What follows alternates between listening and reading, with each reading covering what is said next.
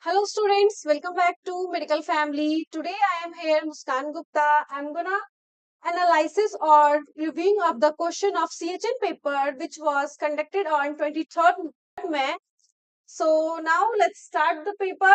तो हम लोग पेपर में आज देखेंगे क्वेश्चन पेपर को हम लोग जब इवेल्युएट करेंगे तो उसमें देखेंगे कि किस तरह का क्वेश्चन का पैटर्न था, क्या क्या क्वेश्चन का लेवल था, मॉडरेट टू हाई था या फिर हाई टू मॉडरेट था, क्वेश्चन पेपर में किस लेवल का क्वेश्चन था, ऐसा कौन सा क्वेश्चन था, वो आउट ऑफ सिलेबस तो नहीं आ गया था या फिर आउट ऑफ कॉन्टेक्स्ट तो नहीं था, उसमें क्या क्वेश्चन का था, किस मार्किंग से क्वेश्चन आए थे। जैसे कि question number A B C, A जो होता है 2 मार्क्स का होता है, बी जो होता है 6 मार्क्स का होता है, सी जो होता है वो 7 मार्क्स का होता है। बट इस बार वो 15 मार्क्स का जो क्वेश्चन वाला आंसर होता है वो थोड़ा डिफरेंट था।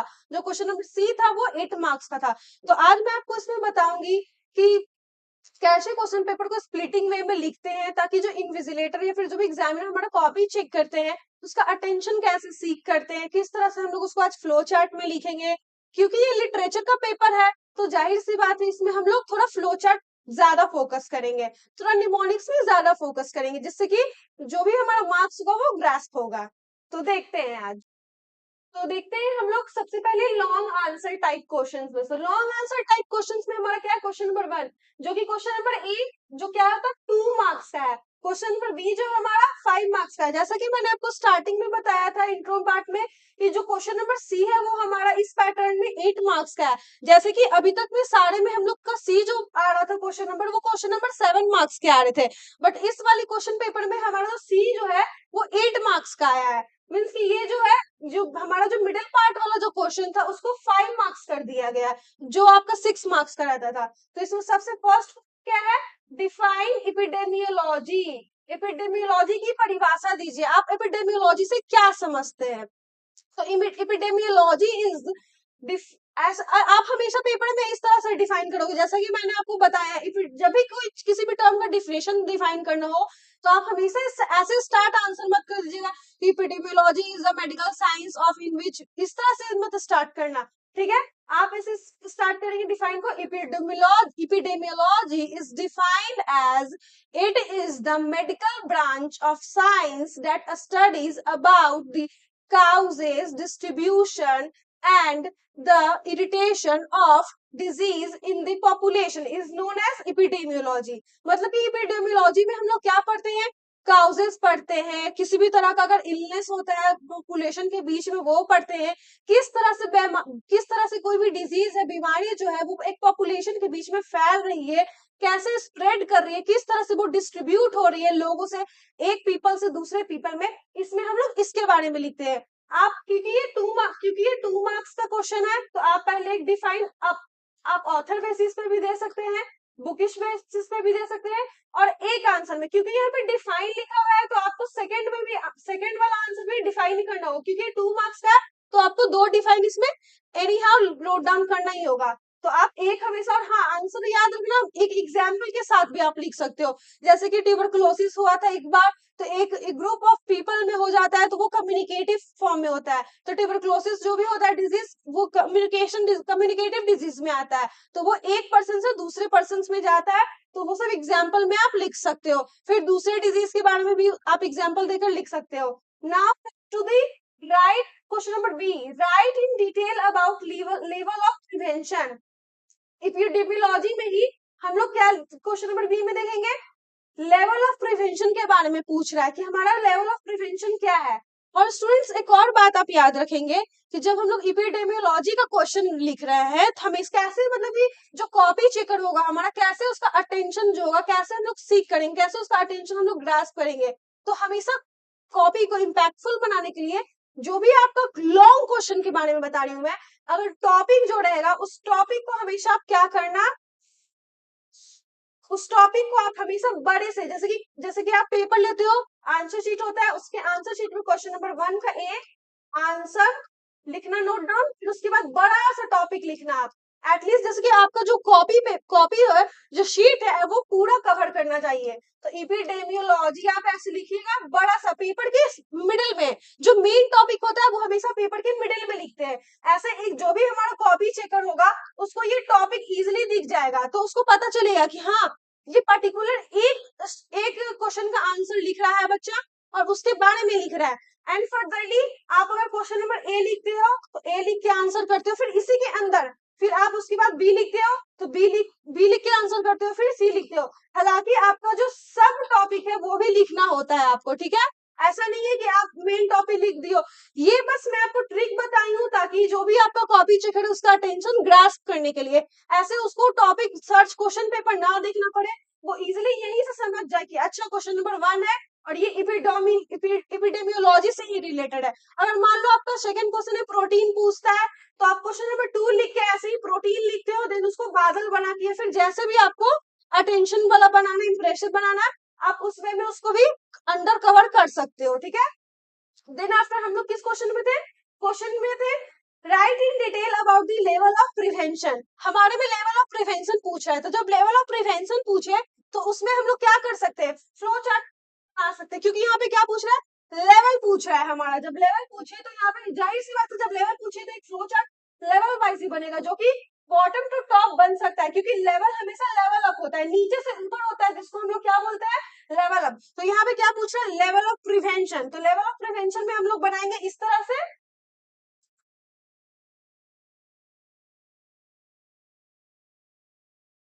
तो लेवल ऑफ प्रिवेंशन के लिए हम लोग इस तरह से बना सकते हैं, जैसे कि हमारा जो फर्स्ट लेवल था कौन सा था इसमें आता, वैसे पहले हम लोग यहाँ पे लिख देंगे क्वेश्चन नंबर V1 का बी, फिर आंसर, फिर यहाँ पे लिख देंगे following are the level of prevention measured as. उसके बाद थोड़ा सा आप लेवल ऑफ प्रिवेंशन के बारे में लिख दें कि लेवल ऑफ प्रिवेंशन क्यों यूज करते हैं।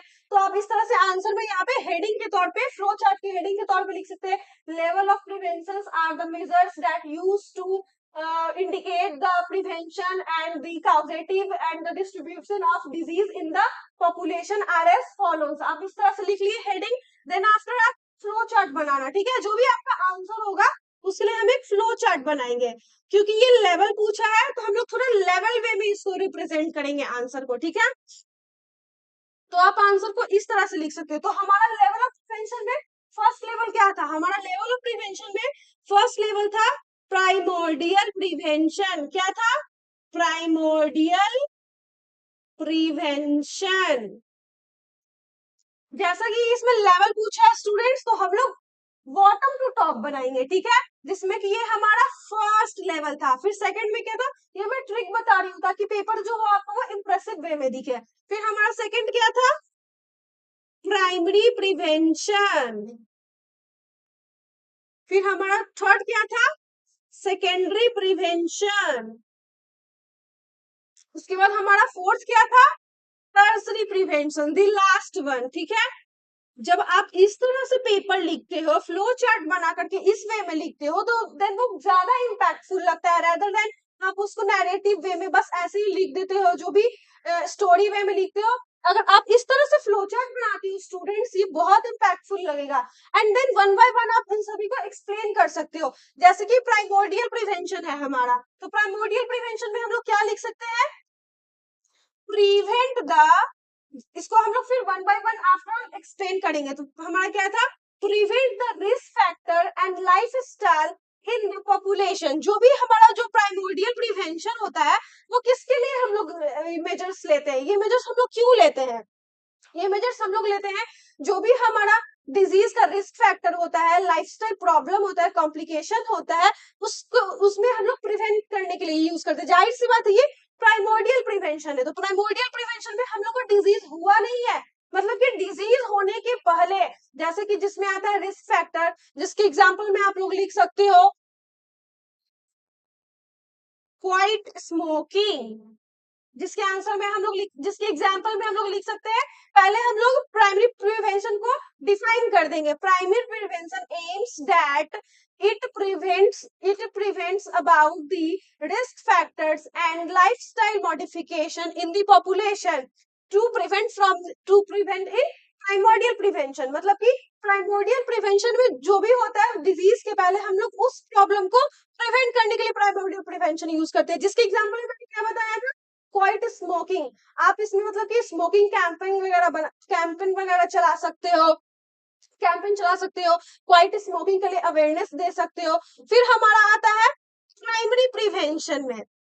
तो प्राइमरी प्रिवेंशन में क्या आता है, प्राइमरी प्रिवेंशन में जो भी हमारा प्राइमरी प्रिवेंशन होगा उसको पहले हम लोग फर्स्ट में लिख देंगे प्राइमोर्डियल, दूसरा में लिख देंगे प्राइमरी। तो प्राइमरी प्रिवेंशन में क्या डालेंगे, primary prevention aims that the occurrence of disease and the onset, जो भी मतलब कि हमारा ऑकरेंस जैसे कि डिजीज आने वाला है बॉडी में, तो उसको हम लोग कैसे मतलब कि दूर कर सकते हैं। तो हम लोग इसके बारे में ये लिख सकते हैं, जिसमें कि हम लोग क्या लिख सकते हैं यूज में, तो लाइफस्टाइल मॉडिफिकेशन लिख सकते हैं एग्जाम्पल में, फिर एक्सरसाइज लिख सकते हैं।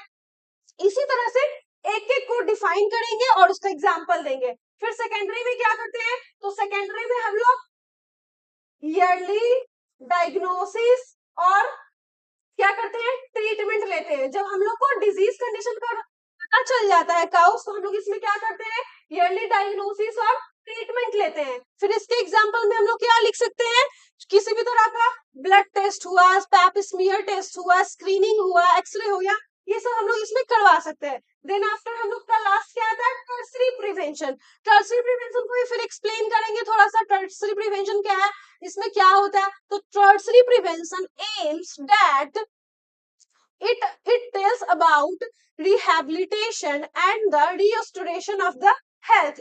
टर्सरी प्रिवेंशन में हम लोग क्या करते हैं, अगर डिजीज कंडीशन जो ऑकरेंस हो जाता है उसको हम लोग उससे हम लोग प्रिवेंट करते हैं बाय गिविंग मेडिसिन, या फिर किसी भी तरह का हम लोग उसको ट्रीटमेंट बताते हैं, रिहेबिलिटेट करते हैं उसको। हम लोग किसी भी तरह का सर्जरी हुआ तो उस पेशेंट का हम लोग का कैसे स्टोर हेल्थ जो होगा वो स्टोर होगा, तो उस केस में हम लोग पेशेंट को रिहेबिलिटेशन करवाते हैं। मतलब कि इसके एग्जाम्पल में हम लोग क्या लिख सकते हैं, फिजियोथेरेपी। क्या लिख सकते हैं हम लोग इसके एग्जाम्पल में, फिजियोथेरेपी।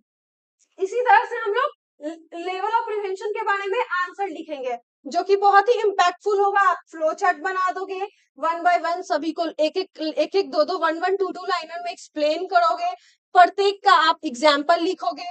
ऐसे करते करते आप पूरा वन एंड एक और एक से 1.5 पेज का आंसर आपका ये हो जाएगा, जिससे कि आपको एग्जाम में फुल मार्क्स मिले। फुल तो नहीं मिल सकते बट आप जितना लिखोगे बेस्ट उससे आपको अच्छा ही मिलेगा। ठीक है, अब now come to the question C, जिसमें क्या पूछ रहा है, explain the uses of epidemiology. Question number C में हमारा पूछ रहा है एपिडेमियोलॉजी का यूजेस कहाँ कहाँ आता है, उसको विस्तार से बताइए। तो इसमें हम देखेंगे, तो क्वेश्चन नंबर सी में हमारा बोल रहा था यूजेस ऑफ एपिडेमियोलॉजी बताने के लिए।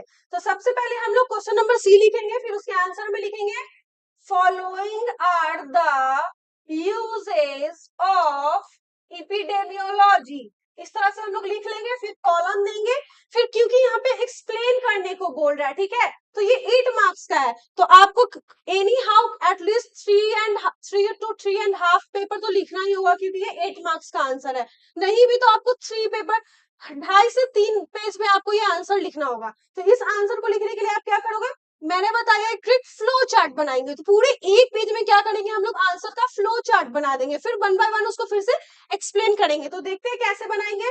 पहले मैं आपका फ्लो चार्ट बना देती हूँ। तो इस तरह से पहले एक फ्लो चार्ट बनाएंगे जिसमें लिखेंगे यूजेस ऑफ एपिडेमियोलॉजी। ठीक है स्टूडेंट्स, उसके बाद हम लोग सारे बादल बनाएंगे, जितने भी आंसर्स होंगे। फॉर एग्जांपल मान लीजिए ये क्वेश्चन नंबर सी 8 मार्क्स का है, तो आप 7 2 पॉइंट्स दोगे ही दोगे, तो 7 पॉइंट्स दोगे, या फिर आपसे जितना पॉसिबल हो पाता है एक पेज में एटलीस्ट 8 पॉइंट्स तो आपको लिखने ही होंगे, या फिर 7 पॉइंट्स, जितना आपसे बन पाता आप उतना बादल बना। मैं थोड़ा ही बना रही हूँ, आप लोग थोड़ा फुल बनाना, ठीक है, अच्छे से। उसके बाद हम लोग इसको सुंदर से ऐसे थोड़ा सा सजा देंगे ताकि ये थोड़ा इम्पैक्टफुल लगे। आपके पास स्टूडेंट्स जितना टाइम है उतने टाइम में ही इसको बनाना है, ऐसा नहीं है कि इसमें बहुत ज्यादा टाइम चला जाए। बस इतना याद रखना है कि इसको फुल पेज में बनाना है, क्योंकि ये बड़ा क्वेश्चन है और ये क्वेश्चन 8 मार्क्स का है। तो इस तरह से आप जब आप फ्लो चार्ट बना लोगे, फिर उसको वन बाय वन नंबरिंग दोगे, इस तरह से फिर आपको नंबरिंग देना है।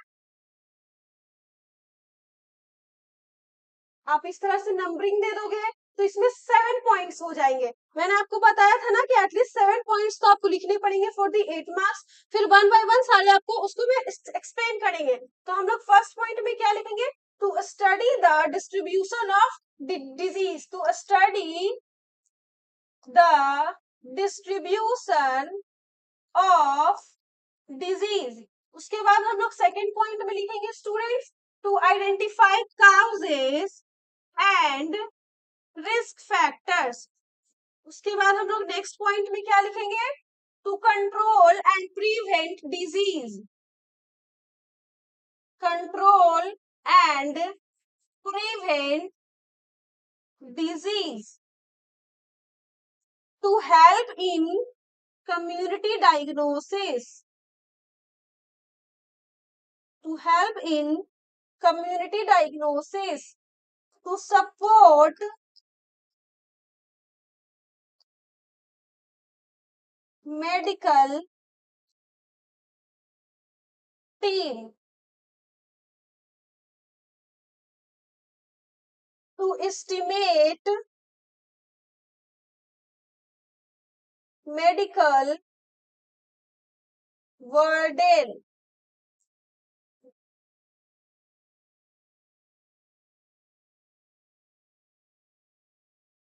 to plan public health policies. जैसा कि मैं आप देख सकते हैं मैंने यहाँ पे फ्लो चार्ट बनाया है, इस तरह से आप लोग अच्छे से फ्लो चार्ट बनाइएगा। हर एक पॉइंट्स को जो भी आप बनाओगे उसके अंदर बनाना है, ठीक है, उसके अंदर लिखना है। तो हर एक पॉइंट को फिर वन बाय वन, ये क्वेश्चन नंबर 8 मार्क्स के लिए मैं आपको बता रही हूँ, फिर आपको वन बाय वन सभी को एक्सप्लेन करना होगा, ठीक है। तो क्वेश्चन नंबर 1 में हम क्वेश्चन नंबर 1 फर्स्ट पॉइंट में हम लोग क्या लिखे थे? To study the distribution of the disease, मतलब कि जो भी डिजीज हमारे पॉपुलेशन में, कम्युनिटी में जो भी मतलब कि फैल रहे हैं उसके बारे में हम लोग सबसे पहले जानकारी इकट्ठा करेंगे, उसके बारे में हम लोग पहले स्टडी करेंगे कि वो किस तरह का बीमारी है, कौन से बॉडी के किस पार्ट में सबसे ज्यादा अफेक्ट कर रहा है। तो सबसे पहले हम लोग फर्स्ट पॉइंट लिखेंगे, फिर हम जो मैंने बताया था to study about distribution of disease, तो ठीक है, उसके बारे में हम लोग एक दो पॉइंट यहाँ पे ऐड कर देंगे। तो क्या क्या लिख सकते हैं इसमें? लिख सकते हैं to identify the type of disease spread in the community और अ पर्टिकुलर पॉपुलेशन। फिर उसी तरह से हम लोग फिर यहाँ पे सेकेंड पॉइंट देंगे। सेकेंड पॉइंट में मैंने क्या बताया था? To study to assess the causes and risk factors, तो यहाँ पे लिखेंगे to assess the causes and risk factors, जो भी हमारा डिजीज कंडीशन जो भी होगा उसका क्या काउजेज हो रहा है, क्या रिस्क फैक्टर हो सकता है, उसका हम लोग असेसमेंट करेंगे। जैसे कि फॉर एग्जांपल मान लीजिए हमारे कम्युनिटी में डिजीज में टीबी हो रहा है, तो उसका क्या क्या कारण हो सकता है, किस किस तरह का रिस्क फैक्टर हो सकता है, उसको हम लोग बताएंगे कि हाँ इसका इस कारण से आपका टीबी का बीमारी हो सकता है। जो हाइजीन मेंटेन रखिए, स्मोकिंग वगैरह अवॉइड कीजिए। अगर आपको ऐसा तरह का सिम्टम्स आता है तो आप जाकर के आसपास के पीएचसी सीएचसी में मिल लीजिए, अगर वहां भी ट्रीट आउट नहीं होता तो फर्दर वो हायर फैसिलिटीज वाले मेडिकल में जा सकते हैं। फिर उसी तरह से हम लोग नेक्स्ट पॉइंट लिखेंगे, उसके बाद नेक्स्ट पॉइंट में क्या लिखेंगे हम लोग? To prevent from the disease condition, उसको हम लोग डिजीज कंडीशन से प्रिवेंट करने के लिए क्या बोल सकते हैं। तो इस पॉइंट को लिखने के बाद फिर इसको एक्सप्लेन करेंगे कि डिजीज कंडीशन से प्रिवेंट होने के लिए क्या कर सकते हैं। तो हम लोग उसके लिए to maintain the hygiene, to to clean the environment around you stay, आप जहां भी आसपास रहते हो वहां पे आसपास में सफाई वगैरह रखो। To support the medical team, अगर हम लोग खुद से कहते हैं ना prevention is better than cure, अगर आप लोग खुद से अपना जो भी बीमारी रिस्क फैक्टर काउजेज उसको प्रिवेंट करोगे तो आपको मेडिकल के पास जाना ही नहीं पड़ेगा, आपको हेल्थ सेटअप पे जाना ही नहीं पड़ेगा। तो इसके लिए आप कहीं ना कहीं अगर आप खुद का सेफ्टी रख रहे हो, खुद का अगर हाइजीन मेंटेन कर रहे हो तो आप कहीं ना कहीं एक तरह से आप मेडिकल टीम को सपोर्ट कर रहे हो।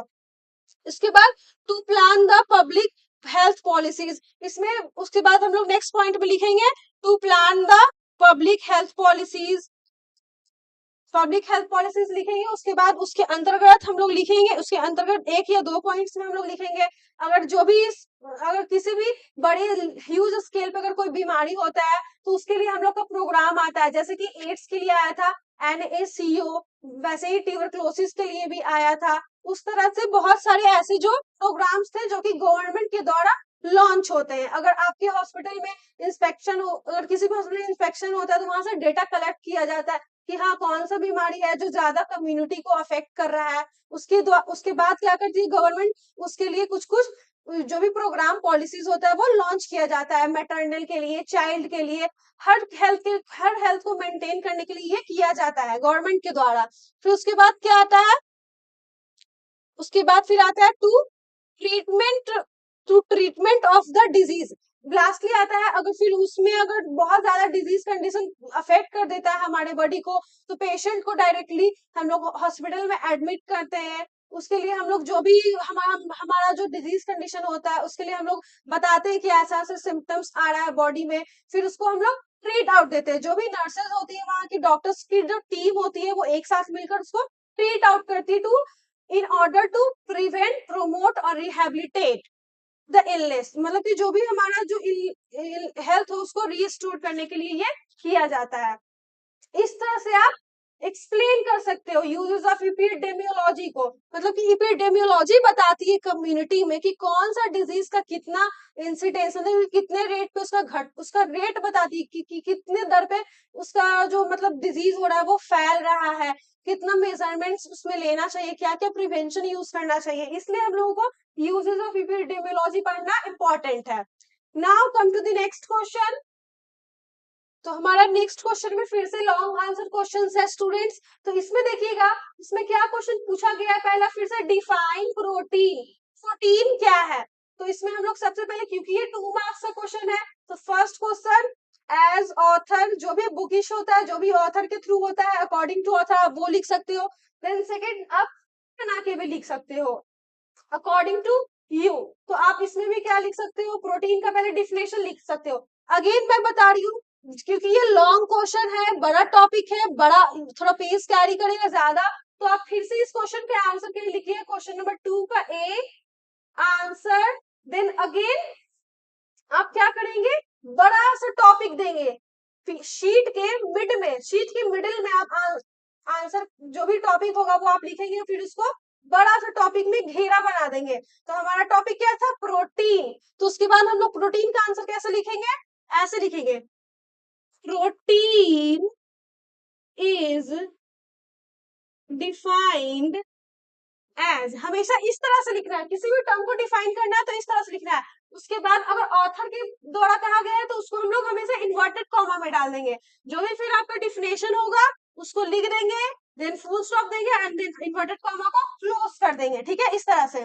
तो प्रोटीन का क्या डिफिनेशन हो सकता है, protein is defined as it is the most complex organic substance which is made up of chains of amino acids which which is used to make enzymes and hormones in our body is known as protein। Protein क्या है, protein वो एक ऐसा जटिल complex substance है जो कि क्या करता है, हमारे बॉडी में हमारा बॉडी बिल्डिंग ब्लॉक्स को बनाने में हेल्प करता है। मतलब कि टो टू हेड तक जितना भी है उन सभी को बनाने में जो भी प्रोटीन का होता है वो बहुत बड़ा रोल होता है। वो क्या करता है, बिल्डिंग ब्लॉक्स में हेल्प करता है, एंजाइम्स और हार्मोन्स को बनाने में हेल्प करता है। हमारे बॉडी में किसी भी तरह का अगर मेटाबॉलिक रिएक्शन हो रहा है उसमें हेल्प करता है प्रोटीन।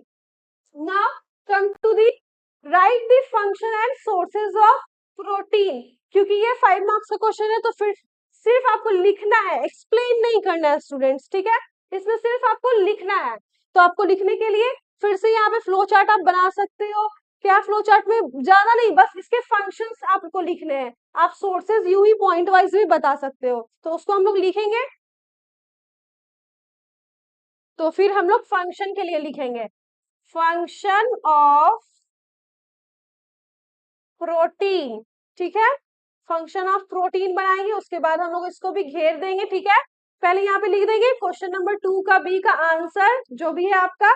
उसके बाद यहाँ पे लिख देंगे following are the function and sources of protein as call on दे देंगे। ठीक है, उसके बाद हम लोग फ्लो चार्ट बनाएंगे। तो फ्लो चार्ट बनाएंगे तो उसमें हम लोग फर्स्ट लिखेंगे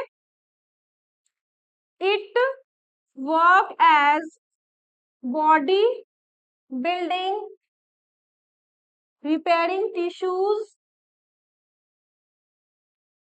making enzymes and hormones,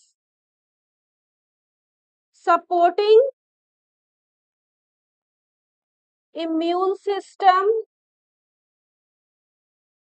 haemoglobin carry oxygen, उसके बाद क्या बोलता है, and make antibodies to fight against disease.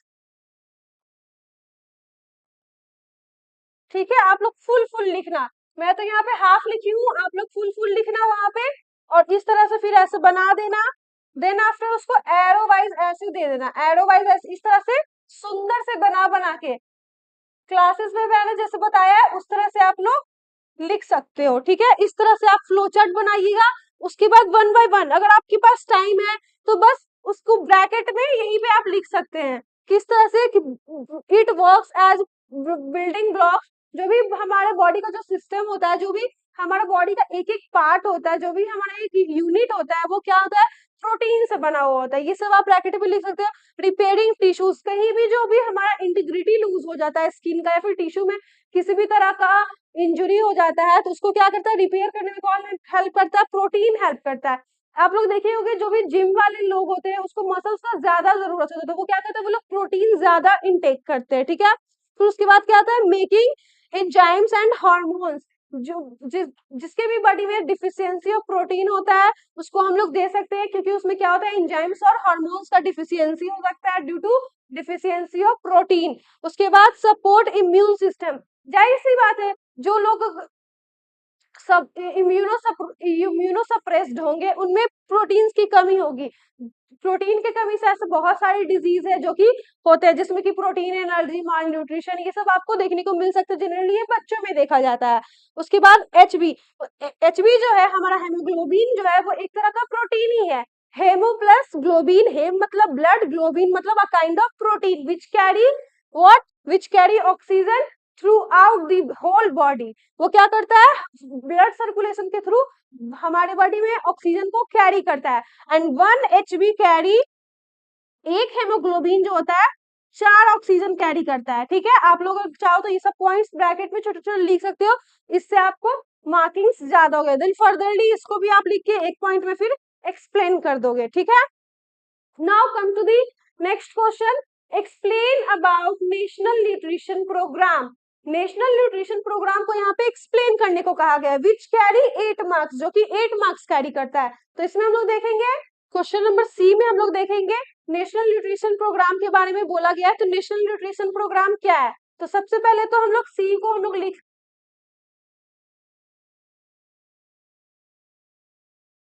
तो सबसे पहले हम लोग सी में लिख लेंगे कि what are the national nutrition programme. तो सबसे पहले हम लोग नेशनल न्यूट्रिशन प्रोग्राम को डिफाइन करेंगे, जो भी आपको आता है, जो भी आपसे बन पड़ता है आप लोग उसमें डिफाइन कर दोगे नेशनल न्यूट्रिशन प्रोग्राम। तो national nutritional programme is a programme in which a health related programs are launched by the government in order to promote, prevent and rehabilitate the illness।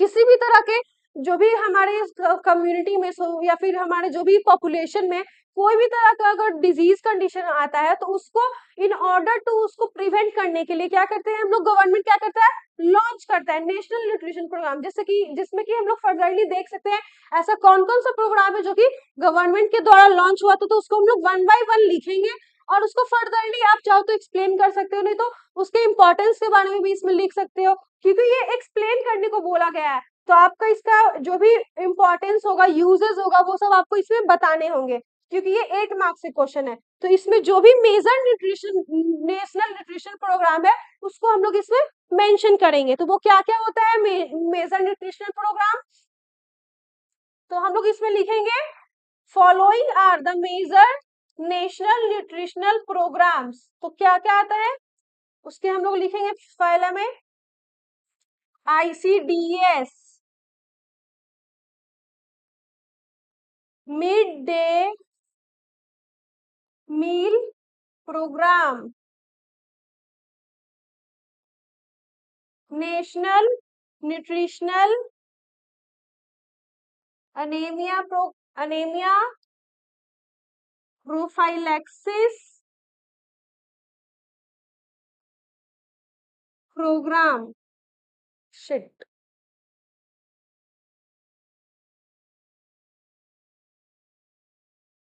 पहला हम लोग लिखे थे ICDS mid day meal programme, national nutritional anaemia prophylaxis,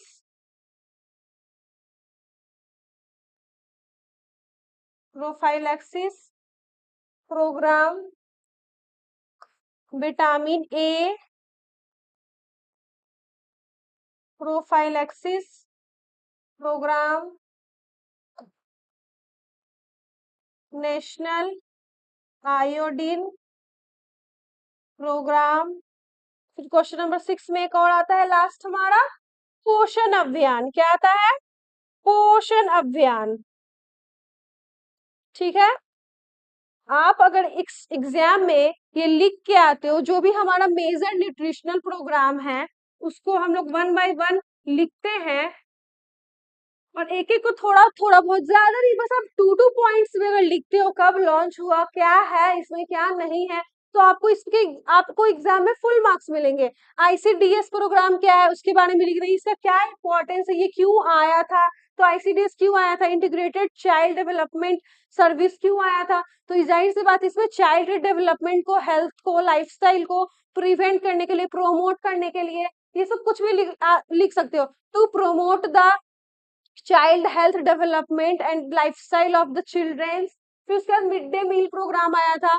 तो mid day meal programme क्यों आया था? Mid day meal programme is launched for the prevention of school going children. जो भी मतलब स्कूल गोइंग चिल्ड्रन था उसका न्यूट्रिशनल वैल्यू जो होता है, न्यूट्रिशियस जो भी वो होता वो घट डिफिशियंट हो रहा था, तो इसके लिए गवर्नमेंट ने मिड डे मील प्रोग्राम किया था जो कि स्कूल में हुआ था। उसके बाद हमारा क्या होता है, national nutritional anaemia prophylaxis programme. जो भी हमारे सोसाइटी में, हमारे कम्युनिटी में जो भी एनेमिक मदर सिस्टर जो भी थी उनके लिए भी ये प्रोग्राम लॉन्च किया गया था कि जो भी एनेमिक होती है उनको फॉलिक एसिड, आयरन पिल्स वगैरह कम्युनिटी में डिस्ट्रीब्यूट किया जाए। विटामिन ए प्रोफाइलैक्सिस प्रोग्राम, जो भी हमारे अराउंड एरिया के PHC CHC है वहां पे विटामिन ए की जो भी गोलियां होती है वो दी जाती है। हॉस्पिटल में उसको माइलस्टोन, जो भी इम्यूनाइजेशन माइलस्टोन होता है उसमें भी इंजेक्शन वगैरह में मिलते हैं। उसके बाद हम लोग क्वेश्चन नंबर 5 में नेशनल आयोडीन, आयोडीन की कमी से क्या होता है, हमें गायोटर हो जाता है। तो in order to prevent from goitre हम लोग क्या देते हैं, आयोडीन डिफिशियंसी प्रोग्राम चला था ताकि गायोटर वगैरह से हम लोगों को प्रिवेंट हो सके। फिर उसके बाद पोषण अभियान। तो इसी तरह से फर्दरली आप लोग 1 बाय 1 एक एक को, बस ज्यादा नहीं, बस आप लोग एक एक दो दो लाइन में लिख सकते हो। आप सिर्फ ये आंसर भी लिखोगे आपका 2-2.5 पेज का हो जाएगा और आपको सही मार्क्स मिल सकता है। अगर 8 मार्क्स का है तो आप 5 मार्क्स जरूर कैरी करोगे। आप अगर major national nutrition programme mention करते हो अपने आंसर शीट में तो।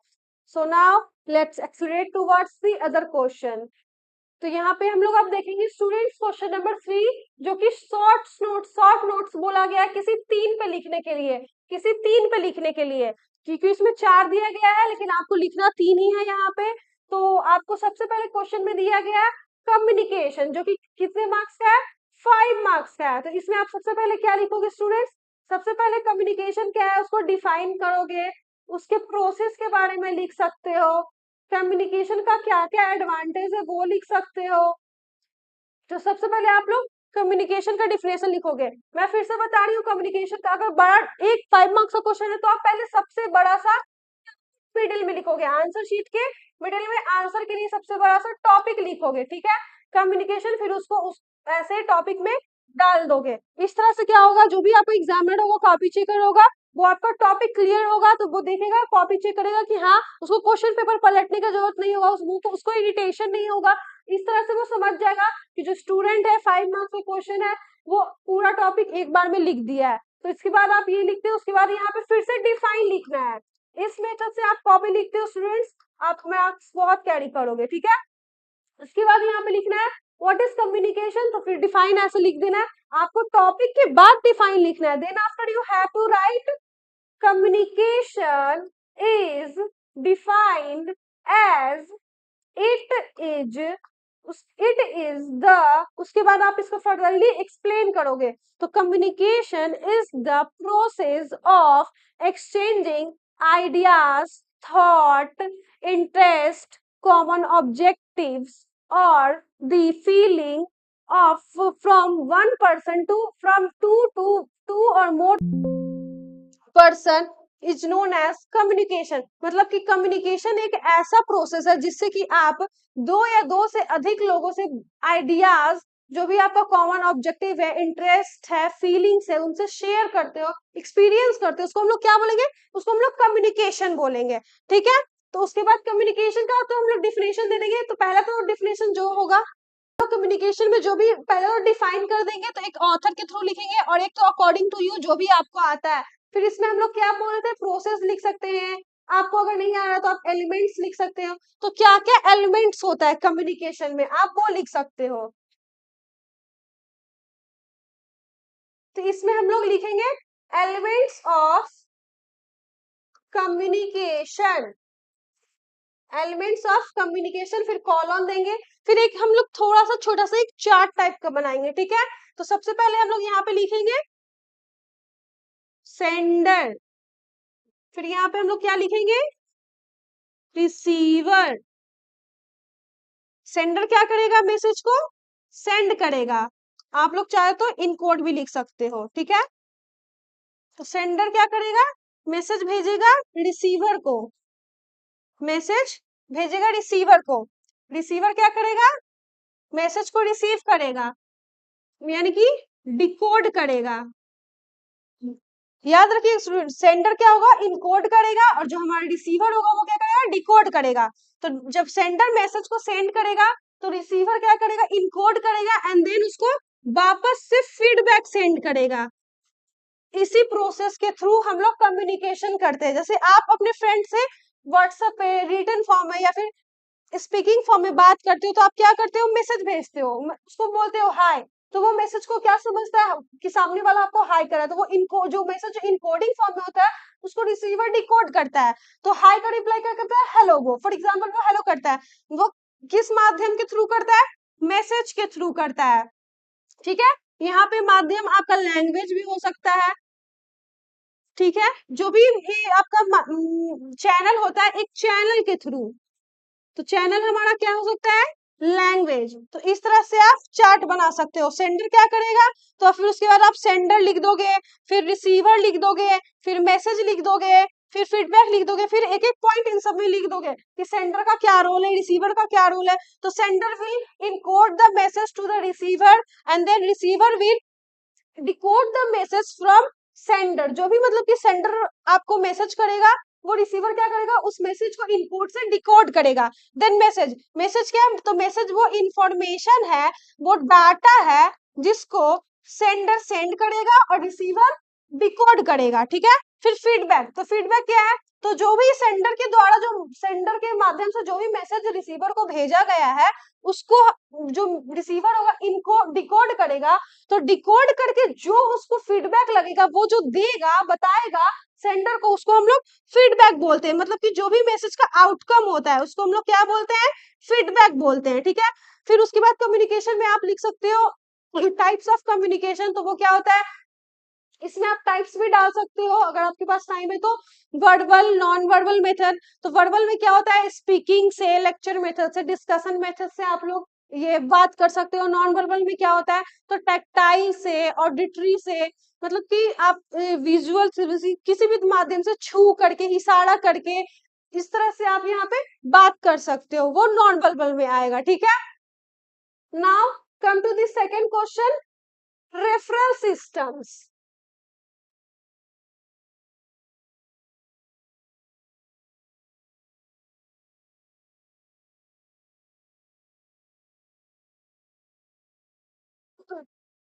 Now come to the referral systems. Referral systems क्या है? तो अकॉर्डिंग, पहले तो हम लोग रेफरल सिस्टम्स क्या है उसको हम लोग बड़ा सा लिख देंगे, जैसा कि मैंने बताया। आप लोग फुल फुल लिखना होगा वहां पे एग्जाम में।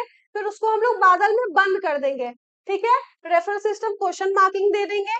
फिर उसको हम लोग डिफाइन करेंगे। पहले बड़ा सा टॉपिक लिख लेंगे, फिर उसके बाद हम लोग यहाँ पे लिखेंगे डिफाइन। तो फिर डिफाइन करने के बाद भी यहाँ पे लिखेंगे कि क्या है रेफरल सिस्टम।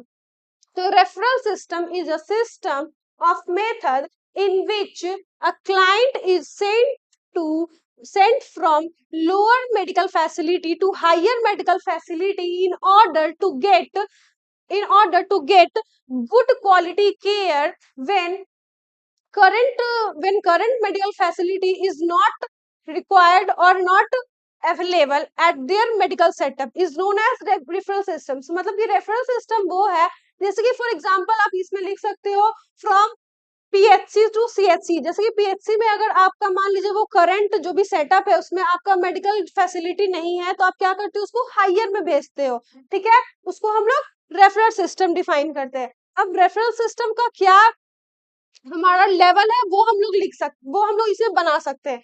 तो according to NHM, national rural health mission, हम लोग यहाँ पे बना सकते हैं, ठीक है, अकॉर्डिंग टू एनएचएम। तो इसमें हम लोग क्या देखे थे, इसमें हम लोग फिर से एक लेवल अप वाला बनाएंगे, ठीक है, जिसमें कि हम लोग बॉटम से लेकर के टॉप तक बताएंगे। तो हमारा बॉटम में क्या था, पीएचसी, फिर पीएचसी से क्या होगा, सीएचसी। इसमें हायर जाना है, मतलब कि लोअर से हायर में जाना है। तो पहले पीएचसी में गए, फिर सीएचसी में गए, फिर सीएचसी से डिस्ट्रिक्ट हॉस्पिटल में गए, फिर डिस्ट्रिक्ट से हम लोग स्टेट में गए, फिर स्टेट से हम लोग सेंट्रल पे गए। तो ठीक है, फिर इसको वन बाय वन हम लोग बताएंगे कि पीएचसी जो होता है वो विलेज लेवल पे होता है, वहां पे क्या होता है, ज्यादा नहीं, मोर देन बिलो 20 जो भी होता है हमारा डिलीवरी वगैरह होता है उससे ज्यादा नहीं होता है। इसमें कितने पॉपुलेशन पे केयर होता है, कितने, तो 20 to 30,000 होता है। वो पीएचसी में विलेज वगैरह में जो आशा वर्कर्स होती है, जो भी लो मतलब कि इकोनॉमिक वाले होते हैं, मेडिकल केयर टीम वो वहां पे होते हैं। अगर उनको हायर फैसिलिटीज चाहिए तो फिर उनको हम लोग सीएचसी में भेजते हैं, जिसमें कि 80,000 से 1,20,000 पॉपुलेशन पे केयर प्रोवाइड किया जाता है उस पॉपुलेशन के बीच में।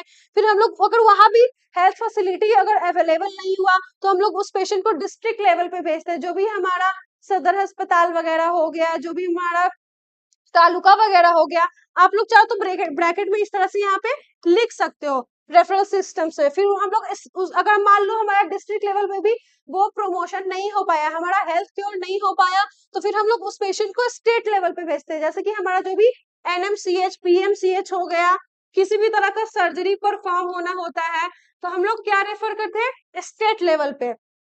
और अगर मान लो किसी गांव वाले पेशेंट को या फिर किसी को भी, जैसे कि मान लो जो पीएचसी वगैरह में अपना इलाज कराता हो कंटिन्यूस डेली बेसिस पे, हमेशा रेगुलर बेसिस पे, तो उसको अगर मान लो कोई बड़ी बीमारी हुई, कैंसर वगैरह हुई, तो उसको डायरेक्ट कहाँ रेफर किया जाता है, सेंट्रल लेवल पे, जो कि हमारा एम्स हो गया, रेलवे हॉस्पिटल हो गया, ये सब हमारा सेंट्रल लेवल पे आता है। तो उसमें हम लोग जाते हैं, फिर उसको उसमें हम लोग पेशेंट को रेफर करते हैं कि आप यहाँ से इलाज करवाइए। तो फॉर द हायर फैसिलिटीज और हायर जो भी मतलब कि मेडिकल केयर होता है, क्वालिटी केयर होता है, उसके लिए हम लोग रेफरल सिस्टम को यूज करते हैं मेडिकल फील्ड में या फिर किसी भी मेडिकल सेटअप में। इसी को हम लोग क्या कहेंगे, रेफरल सिस्टम्स। तो फिर हम लोग इस क्वेश्चन के बाद अगर मान लो क्वेश्चन नंबर सी पे चलते हैं, ठीक है, तो क्वेश्चन नंबर सी में अटेंड करते हैं, what is records and reports. हम लोग देखेंगे रिकॉर्ड्स और रिपोर्ट्स क्या है, इसको कैसे लिख सकते हैं, क्योंकि ये दोनों सेम साउंड करता है। तो स्टूडेंट्स आप इसका सिर्फ डिफिनेशन में नहीं लिख, सिर्फ डिफिनेशन लिखने के बजाय डायरेक्ट डिफरेंशिएशन कर देते हो तो आपको उसमें भी 5 मार्क्स मिल जाता है। क्योंकि ये 5 मार्क्स का है तो आप एटलीस्ट दोनों पॉइंट्स के 5 पॉइंट्स लिखना, दोनों जो भी हमारा टॉपिक है उसके 5 पॉइंट्स लिखना, 5 इसके और 5 इसके, दोनों के आप लिखोगे आपको फुल मार्क्स मिलेंगे। तो इसमें हम लोग क्या क्या लिख सकते हैं,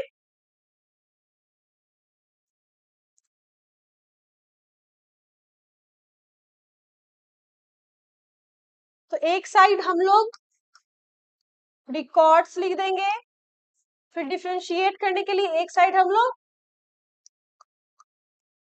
रिपोर्ट्स लिख देंगे। रिकॉर्ड्स में क्या होता है स्टूडेंट्स, हमेशा रिकॉर्ड्स जो होता है किसी भी पेशेंट का परमानेंट डाटा जो होता है स्टोर करता है, क्या करता है, परमानेंट डाटा स्टोर करता है। एंड रिपोर्ट क्या होता है, इट मेंटेन, रिपोर्ट क्या करता है, it maintain data on oral prescription, जो भी मतलब कि ओरली पूछा जाता है पेशेंट से, उस बेसिस पे हम लोग या फिर कोई भी डॉक्टर जो होता है वो रिपोर्ट बनाता है। बट रिकॉर्ड जो होता है वो किसी पेशेंट का परमानेंट जो भी मतलब कि डाटा होता है वो होता है। फिर उसको में हम लोग सेकंड पॉइंट क्या लिखेंगे, help in continuing of care. इसकी वजह से क्या होगा, help in continuity of care, इससे हम लोग जो भी आगे का केयर हो सकता है वो हम लोग प्रोवाइड कर सकते हैं। फिर रिपोर्ट क्या करता है, क्योंकि ये करंट जो भी हमारा डाटा है करंट डाटा है, तो करंट डाटा के अकॉर्डिंग हम लोग क्या करते हैं क्या कर सकते हैं, हेल्प्स इन डिसीजन मेकिंग। इसमें हम लोग क्या कर सकते हैं, डिसीजन मेकिंग में हेल्प करता है। ये क्या करता है, प्रोवाइड इंफॉर्मेशन फॉर एडमिनिस्ट्रेशन, किसी भी एडमिनिस्ट्रेशन के लिए इंफॉर्मेशन प्रोवाइड करता है। ये क्या करता है, प्रोवाइड लीगल एविडेंस। ये क्या करता है स्टूडेंट्स, लीगल एविडेंस प्रोवाइड करता है। ये फिर उसके बाद हम लोग नेक्स्ट लिखेंगे, assist in teaching and research. जो भी हमारा रिकॉर्ड्स डेटा होता है वो क्या होता है, हम लोग को रिसर्च डेटा में हम लोग को हेल्प करता है। फिर उसके बाद क्या करता है, ये इवेलुएट करता है evaluate health care services, help in, फिर उसका हम लोग नेक्स्ट पॉइंट लिखेंगे, help in planning of health services. जो भी हेल्थ सर्विसेज होता है वो हम लोग रिकॉर्ड के द्वारा बना सकते हैं। और ये क्या करता है, रिपोर्ट जो होता है वो मेंटेन करता है कॉन्टिन्यूटी ऑफ केयर, जो भी आगे का केयर है वो हम लोग रिपोर्ट के बेसिस पे करते हैं। तो these are the common differences between records and reports, जो कि आपको एटलीस्ट 5 लिखने होंगे, 5 to 6 लिखने होंगे, जैसा कि मैंने बताया है। ठीक है, मेंटेन एक तरफ हम लोग लिखेंगे क्या, मेंटेन करता है परमानेंट, जो भी हमारा डाटा होता है उसको बताने में परमानेंट डाटा बताता है रिकॉर्ड, और रिपोर्ट क्या करता है, मेंटेन करता है जो हमारा करंट सिचुएशन होता है उसके लिए ओरल प्रिस्क्रिप्शन पे, जिसपे क्या करता है डिसीजन मेकिंग हो सकता है। ये क्या करता है, लीगल एविडेंस देता है। ये कंटिन्यूटी मतलब कि केयर को आगे बढ़ाने के लिए हेल्प करता है रिकॉर्ड। तो these are the differences. Now come to the next question, national immunisation schedule.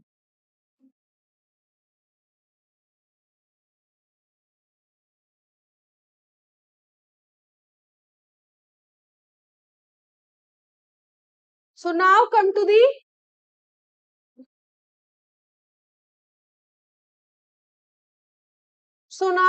the next question, national immunisation schedule. National immunisation schedule क्या है, तो हम लोग सबसे पहले इसका तो पूरा चार्ट बनाएंगे स्टूडेंट्स, लेकिन उसके पहले हम लोग एटलीस्ट इसको डिफाइन कर देंगे। तो सबसे पहले इसको बड़े से बॉक्स में लिख देंगे नेशनल इम्यूनाइजेशन शेड्यूल, फिर उसको बॉक्स में बंद कर देंगे सुंदर सा लिख के बड़ा बड़ा हेडिंग में।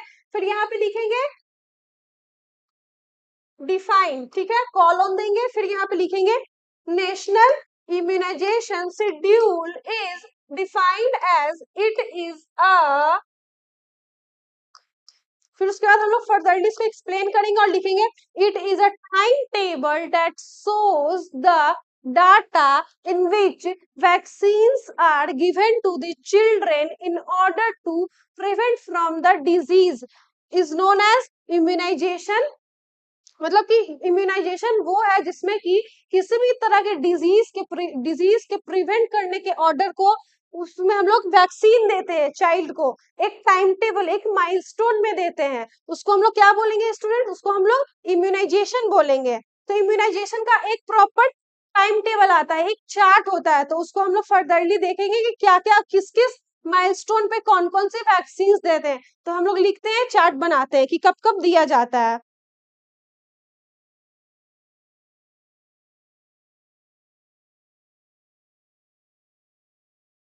तो सबसे पहले हम लोग एट बर्थ, एट बर्थ पे क्या क्या देंगे, एट बर्थ पे OPV1, सबसे पहले तो हम लोग BCG का टीका देते हैं, ठीक है, BCG देते हैं, OPV1 देते हैं, फिर हेपेटाइटिस B देते हैं, ठीक है, उसके बाद 6 वीक, 6 वीक आता है तो 6 वीक्स पे क्या देते हैं, ओपीवी 2 देते हैं, पेंटावैलेंट 1 देते हैं, आईपीवी 1 देते हैं, फिर रोटा वायरस देते हैं। फिर 10 वीक्स पे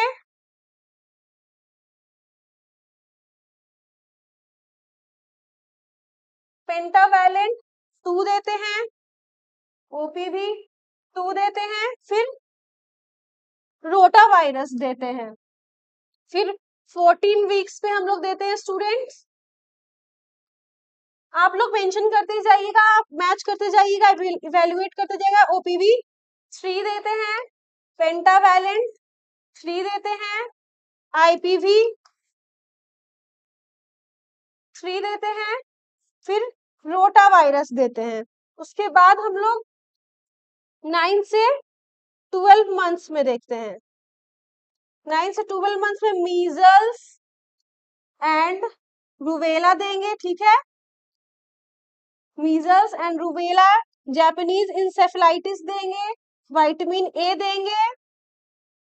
फिर उसके बाद 15 मंथ से 2 ईयर्स में हम लोग क्या देंगे, डीपीटी देंगे, ओपीवी देंगे, मीजल्स देंगे, जापानीज इंसेफेलाइटिस देंगे, फिर विटामिन ए देंगे। फिर उसके बाद 5 to 6 ईयर्स में हम लोग डिप्थीरिया का देंगे, ठीक है। तो इस तरह से अगर आप लोग थोड़ा बहुत थॉर्डली चार्ट में अगर आपको याद रहता है स्टूडेंट्स, अगर आप थोड़ा भी थॉर्डली भी बना देते हो, देन ये जो 5 मार्क्स का क्वेश्चन है तो आपको मिनिमम आपको 4 मार्क्स तो कैरी करेगा, तो जो कि मिल ही जाएगा। फिर उसमें आप ऐड ऑन कर सकते हैं कि एट प्रेग्नेंट वुमेन, तो प्रेग्नेंट वुमेन का जो T1 मतलब कि जो ये टेटनेस का जो भी हमारा वैक्सीन होता है, तो जो T1 होता है as soon as conception of pregnancy में देते हैं, as soon as conception of pregnancy. फिर जो सेकेंड टीटी का बूस्टर, सॉरी सेकेंड जो टीटी का डोज होता है वो कब देते हैं, 3rd मंथ में देते हैं, या फिर बिफोर 4 मंथ देते हैं, मतलब कि 4 मंथ से पहले देते हैं। और टीटी का एक बूस्टर आता है जो कि 3 साल के बाद, मतलब कि जब महिला प्रेग्नेंट होती है तो उसके 3 साल के बाद, मतलब कि या फिर 3 साल तक में दे सकते हैं, उसको हम लोग टीटी बूस्टर, मतलब कि उसमें टीटी का बूस्टर देंगे, ठीक है। तो आप ये भी एड ऑन कर सकते हो। तो यहाँ पे आप इस तरह से नेशनल इम्यूनाइजेशन शेड्यूल को फर्दरली लिख सकते हो पेपर में। पहले मैंने क्या बताया, नेशनल इम्यूनाइजेशन शेड्यूल का डिफिनेशन बताया, इसमें क्या क्या होता है, एक टाइम टेबल होता है जिसमें कि बच्चों को वैक्सीन दिया जाता है in order to promote the health, health को प्रोमोट करने के लिए दिया जाता है, किसी भी डिजीज कंडीशन से प्रिवेंट करने के लिए दिया जाता है। फिर मैंने माइलस्टोन बताया थॉर्डली, जो कि आप लोगों को थोड़ा बहुत याद होगा। अगर आप अगर इतना भी लिखते हो, मैंने जो कि अभी पूरा नहीं बताया है क्योंकि ये बस मैं एनालिसिस करवा रही हूँ, तो आप अगर इतना भी लिखते हो तो इससे आपको मार्क्स मिल जाएंगे, ठीक है। Now come to the next question. अब हम लोग दूसरे क्वेश्चन पे आते हैं। तो दूसरे क्वेश्चन में यहाँ पे आपसे फुल फॉर्म पूछा गया है। क्वेश्चन नंबर क्या है, क्वेश्चन नंबर 4 में आपका क्या पूछा गया है, यहाँ पे फुल फॉर्म पूछा गया है, WHO। और WHO का फुल फॉर्म क्या है स्टूडेंट्स, वर्ल्ड हेल्थ ऑर्गेनाइजेशन। फिर उसके बाद NACO, NACO क्या है, न्यूट्रिशनल एड्स कंट्रोल ऑर्गेनाइजेशन। हमारा क्या है, NGO, नॉन गवर्नमेंट ऑर्गेनाइजेशन। उसके बाद GNM है, GNM का तो आप लोग को पता ही होगा, जनरल नर्सिंग मिडवाइफरी।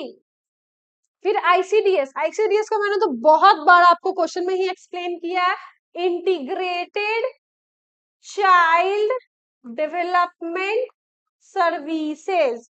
फिर IMR में मैंने क्या बताया, इन्फेंट मॉर्टेलिटी रेट। फिर MMR में मैंने क्या बताया है, मैटरनल मॉर्टेलिटी रेट। TPR का स्टूडेंट्स क्या होगा, this are the most common, temperature pulse respiration, क्या होगा, टेम्परेचर पल्स रेस्पिरेशन। फिर STP का क्या होगा, सीवेज ट्रीटमेंट प्लान। फिर MTP का मैंने क्या बताया था, मेडिकल टर्मिनेशन ऑफ प्रेगनेंसी। फिर उसी तरह से एसटीडी का क्या बताया था मैंने, सेक्सुअली ट्रांसमिटेड डिजीज। और एड्स का तो आप सभी को पता होगा, एक्वायर्ड इम्यूनोडिफिशियंसी सिंड्रोम। फिर पीओपी का प्लास्टर ऑफ पेरिस। फिर सीएचसी का community health centre. And last one VBD, इसका क्या होगा, वेक्टर बॉर्न डिजीज। ठीक है, तो ये सभी आपको सारे के सारे अटेंड करने थे, क्योंकि ये 15 मार्क्स का क्वेश्चन था, तो इसमें आपको सारे अटेंड करने थे, किसी एक को भी आपको स्किप नहीं करना था, क्योंकि इसमें टोटल क्वेश्चन कितने थे, 1 2 3 4 5 6 7 8 9 10 11 12 13 14 15, क्योंकि ये टोटल 15 क्वेश्चन थे, तो पर क्वेश्चन कितना, 1 मार्क्स कैरी कर रहा था। तो अगर आप किसी एक वर्ड में भी अगर आप स्पेलिंग भी गलत करते हो तो वो आपका फुल्ली कट हो सकता है। तो मेक श्योर कि आप स्पेलिंग वगैरह सब कुछ सही लिखे, वरना वो आपका फुल्ली कट हो जाएगा। ठीक है, और क्योंकि ये 15 क्वेश्चन है तो आपको टोटल अटेंड करनी थी, क्योंकि ये 15 मार्क्स का था। Okay, now accelerate towards the next question. तो हम लोग क्वेश्चन नंबर 5 में देखेंगे क्या करना था। क्वेश्चन नंबर 5 में डिफाइन करना था, डिफाइन दी फॉलोइंग, जो कि पर क्वेश्चन, जो कि 10 क्वेश्चन थे, जो कि पर क्वेश्चन 1.5 मार्क्स कैरी करते हैं, मतलब कि 1 मार्क्स से ज्यादा कैरी करते हैं। तो इसमें पर में आपको क्या लिखना है, एक डिफाइन करना होगा एज योर विश, उसके बाद आप सेकंड में इसका एग्जांपल लिख सकते हो, या फिर कुछ भी एक पॉइंट भी लिख सकते हो। तो फर्स्ट में क्या पूछा है, कम्युनिटी, आप कम्युनिटी से क्या समझते हो। तो सबसे पहले हम लोग कम्युनिटी को डिफाइन करेंगे, तो अगेन कम्युनिटी लिख देंगे, उसके बाद उसको ब्रैकेट में या फिर बादल में बंद कर देंगे, कॉलन। फिर उसके बाद हम लोग यहाँ पे फिर से डिफाइन लिखेंगे, फिर हम लोग लिखेंगे क्या होता है कम्युनिटी। तो उसमें लिखेंगे community is defined as it is a community is defined as it is a group of people living in same particular area, sharing same culture, norms, thoughts or their lifestyle is known as community। community क्या होता है, एक छोटा सा मतलब area होता है, जैसे कि आप एग्जांपल में क्या लिख सकते हो, स्कूल हो गया, आपके पड़ोसी हो गए, नेबरहुड, ये सब आप एग्जाम्पल। अगर अगर एग्जाम में आप क्वेश्चन में एग्जाम्पल लिखते हो ना, जो एग्जामिनर होता है ना, वो ये समझता है कि बच्चे को अच्छे से क्वेश्चन समझ में आ चुका है और वो इस टर्म से बहुत अच्छे से वाकिफ है, तो वो एग्जामिनर एग्जाम्पल देख के ही आपको फुल मार्क्स दे सकता है। ठीक है, फिर now come to the health, जो कि हेल्थ का डिफिनेशन आप सभी को पता है। Health is a state of common mental, physical and spiritual well-being and not merely absence of any kind of disease is known as health। उसके बाद हम लोग इन्फेक्शन में आते हैं, इन्फेक्शन क्या है। इसके बाद हेल्थ में हम लोग, हाँ हेल्थ में हम लोग एक चार्ट बना सकते हैं। तो चार्ट के लिए हम लोग क्या कर सकते हैं, हेल्थ के लिए एक हम चार्ट बनाएंगे, इसमें हेल्थ लिख देंगे, और एक तरह से इससे आप इस तरह से लिखते हो ना, ये आपको फुल मार्क्स कैरी करेंगे। ठीक है, इसमें क्या लिखोगे, first mental, physical,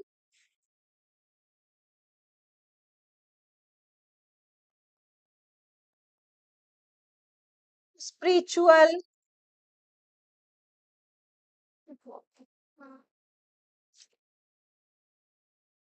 social wellbeing, एक और social wellbeing.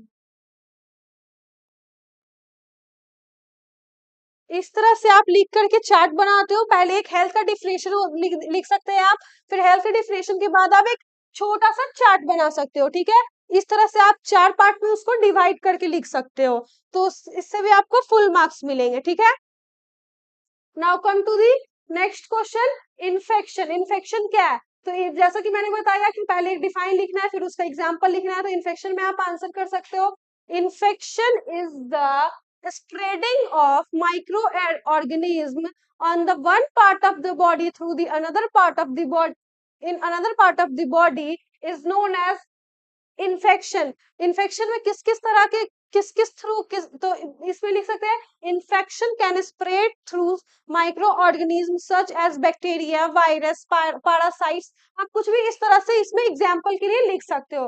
Now come to the antiseptic. Antiseptic क्या है, तो antiseptic is a kind of chemical substance which is applied on the surface of skin in order to promote the integrity of the skin, any kind of injury or any kind of minor cut is known as antiseptic. Antiseptic में भी हम लोग ये सब लिख सकते हैं. एक आप एंटीसेप्टिक का डिफाइन करेंगे, उसके बाद उसमें एक एग्जांपल लिख देंगे. Now come to the immunity. Immunity का हम लोग डिफिनेशन देंगे. इम्यूनिटी क्या है? तो immunity is defined as it is a immune power or our body defense mechanism in order to antibodies fight against any kind of foreign particles which enters in our body is known as immunity. immunity में आप एक फिर एक definition दे दोगे, फिर उसके बाद types में लिख दोगे. एक active immunity होता है, एक passive immunity होता है. इस तरह से आप immunity लिख सकते हो. फिर उसके बाद further क्या है? clinic है. clinic क्या होता है? तो clinic में लिखेंगे clinic is defined as it is a small medical setup in which medicines or primary care provided to the patient in order to prevent from the any kind of injury or disease is known as clinic. Clinic को आप लोग कुछ भी clinic है आप example में लिख सकते हो. जो भी आपके घर के आसपास के क्लिनिक है तो लिख सकते हो small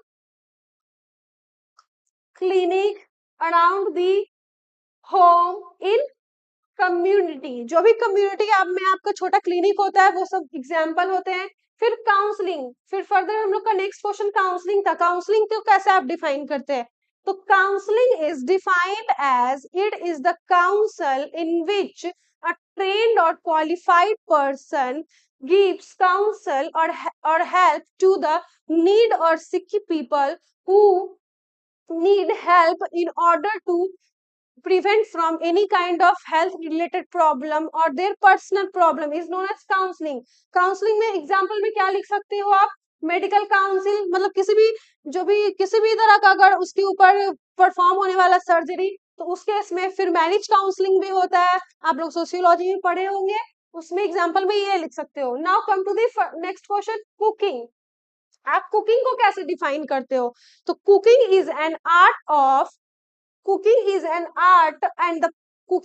art and the process of making food by using heat such as baking, steaming, roasting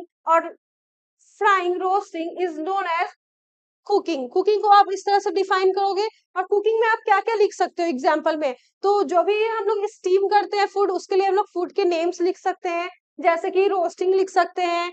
again जो भी आप डिफाइन में आप लिखोगे कुकिंग, बेकिंग, फ्राइंग, वो सब आप इसमें भी लिख सकते हो. फिर what is balance diet? Balance diet क्या है? बैलेंस डाइट एक ऐसा डाइट है, बैलेंस डाइट को हम लोग इस तरह से डिफाइन कर सकते हैं. बैलेंस डाइट एक ऐसा डाइट है जिसमें कि एक करेक्ट अमाउंट में सारे जो भी हमारे प्रोटीन्स होते हैं, जो भी हमारे फैट्स होते हैं, वो सभी को इक्वल अमाउंट में जो भी दिया जाता है ताकि हमारा बैलेंस डाइट मेंटेन हो सके to prevent any kind of deficiency in body is known as balance diet. तो बैलेंस डाइट में क्या क्या आता है? फूड में कौन कौन सा फूड आता है? तो बैलेंस डाइट में इंक्लूड हम लोग इस तरह से लिख सकते हैं.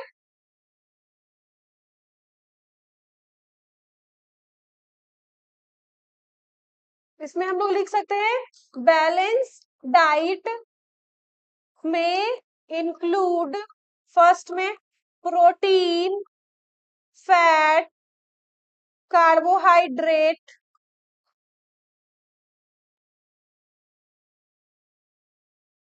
मिनरल्स,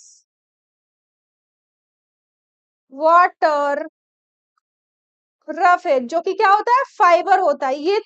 ये उतना तो नहीं बट हाँ ये भी हमारे बैलेंस डाइट में एडेड है, जो कि रफेज जिसको बोल सकते हैं या सॉरी फाइबर बोल सकते हैं. रफेज में हम लोग को फाइबर में होना चाहिए. ये हमारा फुल्ली बैलेंस डाइट में आता है. जो भी हमारा बैलेंस डाइट का फूड है ये हमारे बैलेंस डाइट में सभी चीज ऐड होने चाहिए. Protein, fat, carbohydrate, mineral, water, roughage और एक वाइटमिन्स. मैंने वाइटमिन्स को छोड़ दिया था, वाइटमिन्स भी होने चाहिए. ठीक है. Now come to the next question vitamins, जो कि मैं आपको बता रही थी अभी. तो वाइटमिन्स क्या है? तो vitamins are the small amount of complex substance which is not fully present in our body जो कि हमारे बॉडी में विटामिन जो होते हैं फुल्ली प्रेजेंट नहीं होते हैं, जिससे कि हम लोग बाहर से उसको इनटेक कर सकते हैं। एज ए सप्लीमेंट्स हम लोग वाइटमिन की गोली ले सकते हैं। तो वाइटमिन वो कॉम्प्लेक्स अमाउंट है जो कि हमारी बॉडी के फर्दर फंक्शन के लिए जरूरी है, जिसको हम लोग क्या कहेंगे, वाइटमिन। जिसमें कि आप वाइटमिन में क्या लिख सकते हैं, टाइप्स ऑफ वाइटमिन में फैट सोल्यूबल वाइटमिन में कौन कौन सा आता है, ए, डी, ई एंड के। फिर एक और क्या आता है, वाटर सोल्यूबल वाइटमिन। तो वाटर सोल्यूबल वाइटमिन में कौन कौन सा आता है, वाइटमिन बी, और एक कौन सा आता है, वाइटमिन सी। तो आप इस तरह से वाइटमिन का थॉरली अगर डिफाइन लिखते हो, उसके बाद अगर आप ये पॉइंट्स ऐड करते हो, तो अगर आपका डिफिनेशन जो है अगर सही नहीं भी है, तो आप इन एग्जांपल्स के थ्रू मार्क्स कैरी कर सकते हो। ठीक है स्टूडेंट्स, तो आप इस तरह से अपना पेपर को एनालिसिस कीजिए, मैच कीजिए, क्रॉस मैच कीजिए। अगर किसी भी तरह का इसमें आपको करेक्शन आता है, अगर इनकरेक्ट होता है, तो आप नेक्स्ट टाइम से ट्राई कीजिएगा कि उसको आप इस तरह से नहीं लिखे, उसको अच्छे वे में लिखे, इंटरेस्टिव वे में लिखे, इंप्रेटिव वे में लिखे, ऐसे हर तरीके से लिखे, जिससे कि आपका जो भी कॉपी चेकर होगा उसको सही लेगा। बहुत ज्यादा स्टूडेंट्स, मैं अगेन फिर से कह रही हूँ, उसको नैरेटिव वे में नहीं लिखना है, ऐसे वे में नहीं लिखना है। I hope you like my class. Thank you.